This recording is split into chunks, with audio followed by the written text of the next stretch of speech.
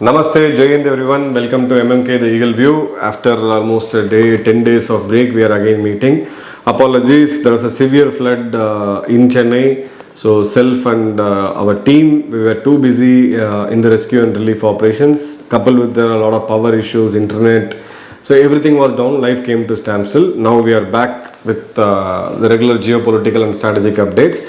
Today we are going to talk about the geopolitical impact of Article 370. Yes, we have seen enough of content is there already online for or against the abrogation of Article 370. Today we are going to give the view of Pakistan, how they are actually looking at one of an elite columnist. Yes, Pakistan do have elites, right? Columnists, right? So they have published an article which basically there is no sense to it or there is no factual information to it. It is more of a emotional meltdown. So let's scan through what they are actually feeling about this constitutional bench judgment on abrogation of Article 370. That's been upheld. So let's see what they have said. The first thing they say is, oh, see, this is a dark day for Kashmiris. You know, the regular usual meltdown which they use. Second, they saying is they accuse India of demographic change in Kashmir. Kashmir is a Muslim majority state. Now they are going to do a major demographic change. That's the hidden agenda for the Indian government. And third is another super political point is they say that see, Modi is already very powerful. Because of this, he is going to give a big political boost, that too in the elections which are coming up in less than 5 months now. So Modi has got a big political boost because of this particular decision which has been upheld by the court. And then there is a warning to us. We need to, security establishments need to look at this very seriously. Is that, see, you're abrogated, people are suffering. Court has told the government to hold elections by 30th of September next year. But it is not that easy. They clearly mentioned it's very, very hard to hold elections there because the place is volatile. Now the vested interest is clear. If you attempt to hold elections, we will increase the number of terrorists who are coming into Kashmir. We will try every means possible to create disturbances, to threaten the candidates, to kill, assault people who are going to vote, so that you end up with a very low voting percentage. So they keep trying it every year. Even when I was posted in Kashmir, they tried this.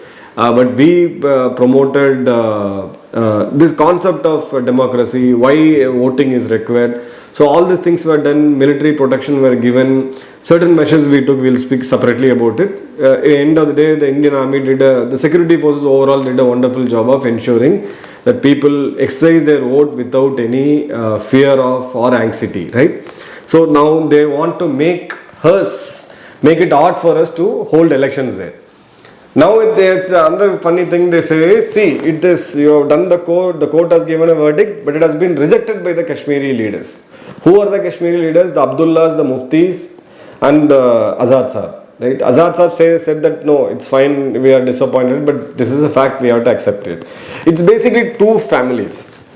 One is the Mufti family and one is the Abdullah's family, who have enjoyed, their surely because of the place you are born, in the family you are born, you get everything in this world. We call it as nepotism. So these guys are mentioning about this particular leaders.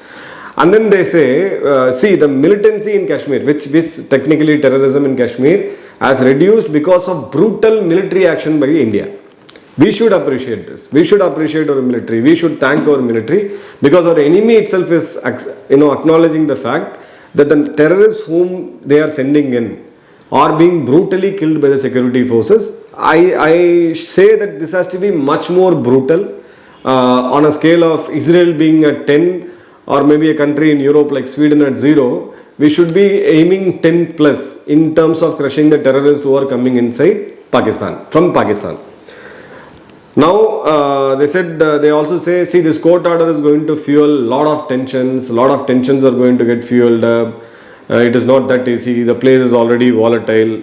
And they also see the other side of Kashmiri leaders, the separatist leaders, the guys like S.N. Malik, the terrorists who were who had the power to reach out, then Prime Minister Manmohan Singh, handshake with him, move the Z security, well protected government bungalows, lavish lifestyle, take a flight, go anywhere, fly as much as you can. everything paid by the government, our taxpayers' money. Now, S.N. Malik is in Tihar jail, if I'm not wrong, and couple of other so-called separatist leaders who the poster boys of Kashmiri separatism are either in house arrest or they have been jailed for whatever their wrongdoings they've done in the past. So now he is mentioning them. See, the instrument of accession is not rejected by Pakistan and the Kashmiri separatist leaders. Who's asking you, boss? Who's even asking you whether you reject or accept? We say in Hindi, "Apna pichoda samбhal lo pehle," right? So these guys are in that state now. They don't have food security. They don't have energy security. Their loan levels are way ahead of any of the worst defaulters which India has seen. So why are you bothered about, we should be bothered about accepting or rejecting instrument of accession which was done in 1947. So they also accuse us, colonization of Kashmir, crushing people's rights. You have crushed all the democratic protests. Kashmir is literally under siege, right? It's literally under siege. This is their perspective. And they also take shoulders of our Indian opposition parties. See, their Indian opposition parties are crying that this is a black chapter of Indian democracy. What black chapter? What black chapter? So there are few opposition parties here who really don't know the nitty-gritties of it, head and tail of Kashmir. They have started commenting about it. So that is what these guys are taking as a quote. Right? Now, they also see, it's not only 370, have also abrogated Article 35 Alpha, 35A, which means anybody can go and buy land in Kashmir. Of course, Kashmiri can come to any state, come to my state, go to Maharashtra, go to anywhere, buy anything you want. You want property, you buy it. If I want to go and settle in Kashmir, I'll obviously buy property. This is my country.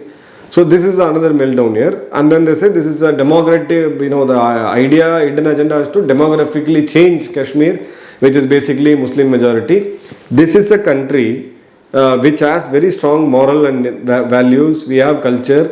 This is a democratic country where anybody can settle anywhere. It is not Hindu majority, or it is not Muslim majority or Sikh majority.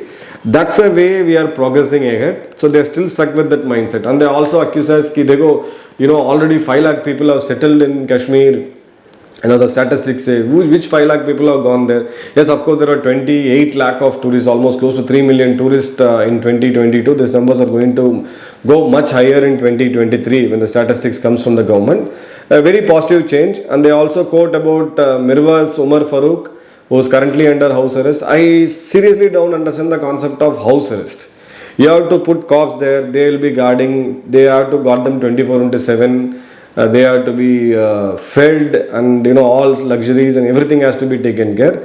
Instead, now when Pakistan says that we and the separatist leaders are in the same page of rejecting the instrument of accession, you better drop them across the border. One day when we do the closing ceremony of Wagah border, it's better we throw this gates out and lock the gate and once for all. So because they all are in the same page, let them host, let them feed them with ghost or whatever they want. So this is still a question, like why these guys are still kept under house arrest. They should be thrown out. Now it also says that because of this court order, the dialogue between India and Pakistan on Kashmir has been shut permanently. But this is what we exactly want. Kashmir is ours, it was ours, it is ours, it will never be India's. So now you are saying that it has officially shut all the doors of dialogues between India and Pakistan as far as Kashmir is concerned. No. We still want to talk to you. We want to ask you, when are you going to vacate the occupied part of Kashmir? Pakistan occupied Kashmir still remains this question. What we already have, it's not a question of debate anymore. This is what our foreign minister also has said. So now, if you sum up all these dialogues, if you look at the last 4-5 days of the news headlines, the so-called opposition parties, the regional parties, more or less they speak the same language. Black day in democracy. What black day was? Emergency was white day, and writing of Article 370 was black day. Come on. So it is a democratic country. There are processes. It's a temporary provision which we abrogated. And then Kashmir is under siege. The narrative, when I go to the mainstream media, the narrative they are trying to set, especially in the regional side, is that there is a soldier who's standing every second feet of Kashmir. People are scared. People are They kind of go with anxiety. They don't know what is going to happen. The brutal army is literally controlling them.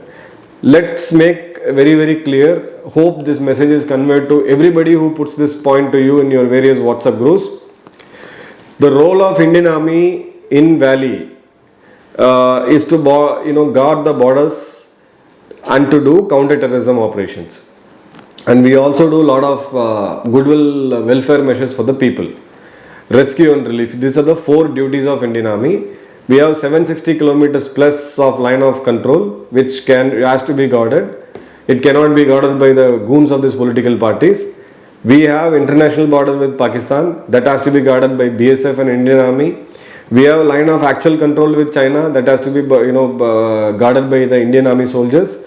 And we have other boundaries, sensitive areas where these people are deployed. This is the first role. Second role, Indian Army supports the Jammu Kashmir police in terms of counter-terrorism operations, because the level of terrorism which started way back in 90s and peaked up in somewhere in 2000 and 2005, 2000 to 2010 cannot be handled by police or paramilitary police. It requires much more professionalism, or I would say much more equipped soldiering. So that is why Army is doing that counter-terrorism role.